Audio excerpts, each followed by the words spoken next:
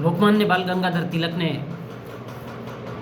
जब ये देखा कि भारत में संविधान बनकर तैयार होगा, क्योंकि अंग्रेज़ों ने जो संकेत दिए थे पढ़ाई लिखाई के करने के और कुछ स्कूल कॉलेज खोलने की जब बात हुई तो ब्राह्मणों ने भारत के बहुत बड़ा विरोध किया कि बोले इस देश का SC ST और OBC का इंसान साला अगर पढ़ लिख लेगा तो हम लोग तो गए काम से। बोले हमारा ब्राह्मण धर्म ही खत्म हो जाएगा। उससे पहले उन्होंने वैदिक कहा, उससे पहले वो ब्राह्मण धर्म ही था।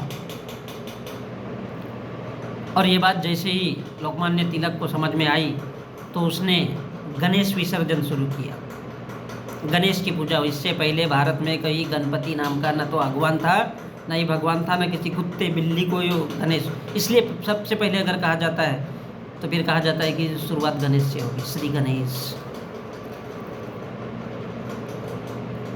तो बाल गंगाधर तिलक को ये बात समझ में आई कि बोले अगर हम ब्राह्मणों को इकट्ठा नहीं करते, तो उन्होंने छोटे छोटे पंडालों के माध्यम से वो गणेश विसर्जन की प्रथा चलाई और धीरे धीरे लोगों को समझाना चालू किया और ब्राह्मणों को इकट्ठा किया और लोगों तक ये बात पहुंचाई कि बोले अगर इस देश में संविधान लागू हो गया और अगर बन के तैयार होता है तो इस देश के जो ब्राह्मण बनिया और ठाकुर है बोले वो अल्पसंख्यक हो जाएंगे, उनकी कोई सुनेगा नहीं और उनको इस देश के SC ST OBC के लोगों के झूठे बर्तन मांजने पड़ेंगे। बोले ये संपत्ति इस देश की उनके पास चली जाएगी। तो बोले इसके लिए क्या करना है। उसने अपना दिमाग लगाया, लोगों को एकत्रित किया और उसने इस देश में चालू किया गणेश विसर्जन। और उसके माध्यम से जैसे जैसे गणेश विसर्जन होता था ऐसे पेंडल बना बना करके वहाँ पर ब्राह्मणों को इकट्ठे करने का और भारत के OBC के लोगों को, क्योंकि OBC समाज एक बैल समाज होता है, उसको भी उन बीच में गुमराह करके धीरे धीरे उनके ऊपर वो थोप दिया, उनको समझाना चालू किया और इस देश में गणेश पूजा की शुरुआत हुई। तो बाल गंगाधर तिलक का सबसे बड़ा ये डर था कि अगर ब्राह्मण पीछे हो गया, क्योंकि अंग्रेज़ों ने बहुत कुछ प्रथाओं को तोड़ते हुए ला दिया था। सती प्रथा उनके रहते में बंद हुई, बाल विवाह प्रथा कहीं ना कहीं उनके रहते में ही हुआ है। इस देश में एजुकेशन शुरू हुआ अंग्रेज़ों के काल में शुरू हुआ। उससे पहले ना तो किसी ब्राह्मण का बेटा है ना ब्राह्मण की बेटी पढ़ सकती थी। ब्राह्मण के बेटे को अधिकार था, अगर वो जनेऊ पहनता है तो सीधा सीधा पंडित होता था, साधु संत माना जाता था और केवल शिक्षा का अधिकार उसके पास होता था, अब बाकी के किसी के पास नहीं। तो शिक्षा भी उसके पास और न्याय प्रणाली भी उसके पास। तो सोचिए कि वो कितना बड़ा पावरफुल हो गया था।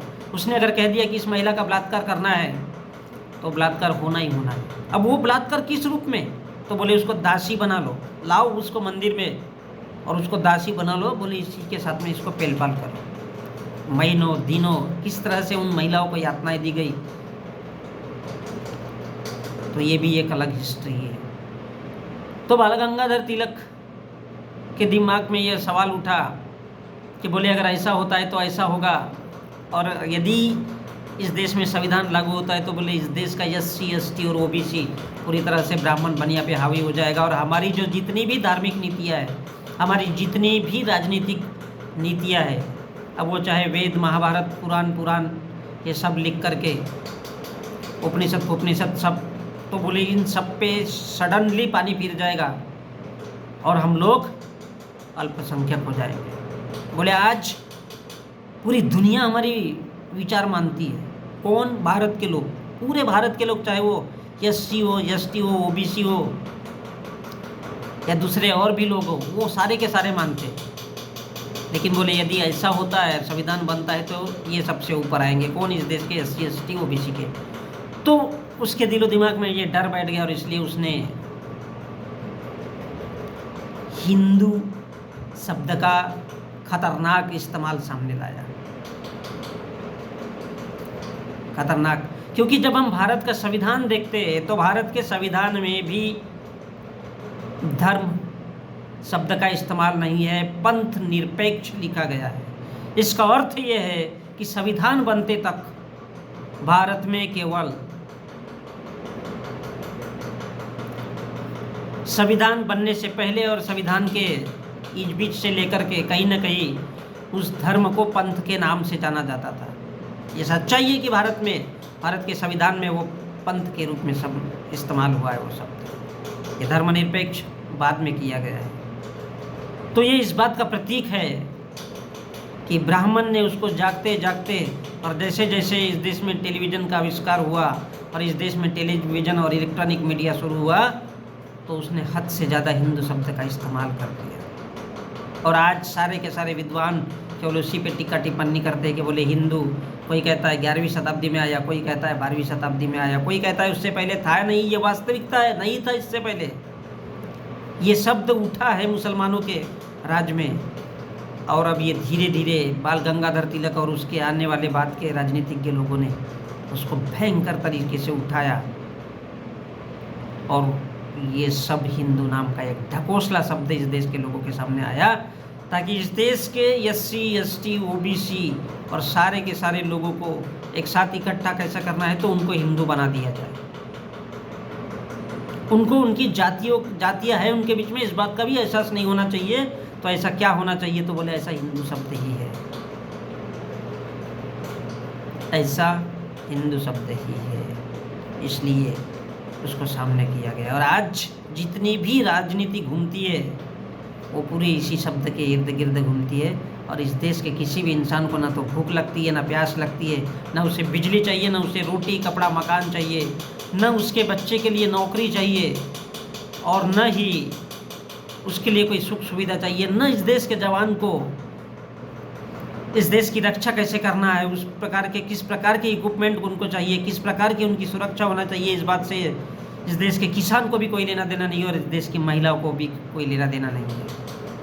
इस देश की महिलाएं तो लगभग भूल ही चुकी है, वो तो हिंदू शेरनी बन रही है, लेकिन भूल चुकी है कि महिला आयोग जैसे उनके लिए कोई संगठन है जिसके माध्यम से वो अपनी लड़ाई लड़ सकती है। लेकिन सभी के सभी, कुत्ता बिल्ली गाय घोड़ा ऊंट हाथी शेर एक ही कैटेगरी में अगर शामिल हो जाए, तो फिर इस बात की संभावना कम हो जाती है और सब भूल जाते हैं कि वो इंसान है या फिर जानवर। मेरे कहने का मतलब है, इस देश का कुंभी, इस देश का आदिवासी, इस देश का दलित, इस देश का अनुसूचित वर्ग का हर वो इंसान, इस देश का शूद्र, इस देश का अतिशूद्र, इस देश का सिख ईसाई जैन, ये सभी के सभी सिर्फ एक श्रेणी में आते हैं। इसलिए भारत के प्रधानमंत्री नरेंद्र मोदी ने कहा 125 करोड़ जनता, यानी 138 में से 125 अगर माइनस कर दिया जाए, उतने लोग मुसलमानों को छोड़ के, क्योंकि धार्मिक आधार पर लोगों को बांटना ये एक हिंदू शब्द की बहुत बड़ी कलाबाजी है, जिससे भारत के लोगों को किसी भी प्रकार से न तो भूखमरी, चाहे वो हिंदू हो, मुसलमान हो, सिख हो, ईसाई हो, वो सब डिवाइड हो जाता है। सिर्फ उनको भूख प्यास महसूस नहीं होगी, उनको नौकरियों की आवश्यकता नहीं होगी, उनको इस शब्द से ही मोहब्बत हो जाएगी और सबके सब एक हो जाएंगे, क्योंकि भारत विभिन्नताओं में एकता का देश है। यही भारत की पहचान है। क्यों विभिन्नताओं में एकता की पहचान है? क्योंकि यहाँ हिंदू भी रहता है, मुसलमान भी रहता है, सिख भी रहता है, जैन भी रहता है, पारसी भी रहता है, और सभी के सभी को अगर हिंदू नाम से संबोधित किया जाए तो इससे क्या होगा? इससे क्या होगा? भारत की राजनीति एक तरफा हो जाएगी और सारे के सारे केवल मुसलमान से नफरत करेंगे, और सारा का सारा वोट बैंक मोहन भागवत को जाएगा, सारा का सारा नरेंद्र मोदी को जाएगा, सारा का सारा आदित्यनाथ को जाएगा। और फिर ये देश, अगर ये इस देश में अगर हिंदू का ही शासन होगा तो इस देश का सुप्रीम कोर्ट का जज भी ऑटोमेटिक कहेगा, इस देश का जज भी ऑटोमेटिक कहेगा कि जब हिंदू का ही शासन है तो झूठ झपट बोल दो कि इस देश का शासन किसके लिए? सलामीरों के लिए। इस देश का शासन व्यवस्था क्या है? इस देश का संविधान क्या है? खतरे में। बोले जनता के बीच में कम से कम हम कोर्ट वाले भी बचे तो रहेंगे, हमारी इज्जत तो बची रहेगी, लोग हमको खूब वाहवाही करेंगे। ये भारत के सुप्रीम कोर्ट के और हाई कोर्ट के ब्राह्मण जज, उन लोगों को पता है ये बात। तो क्या है? हिंदू बनाना है, चाहे वो सिख हो, चाहे ईसाई हो, चाहे SC ST OBC, सभी को हिंदू बनाओ तो ही इस देश पर राज कर सकते हैं। ये बाल गंगाधर तिलक की देन है।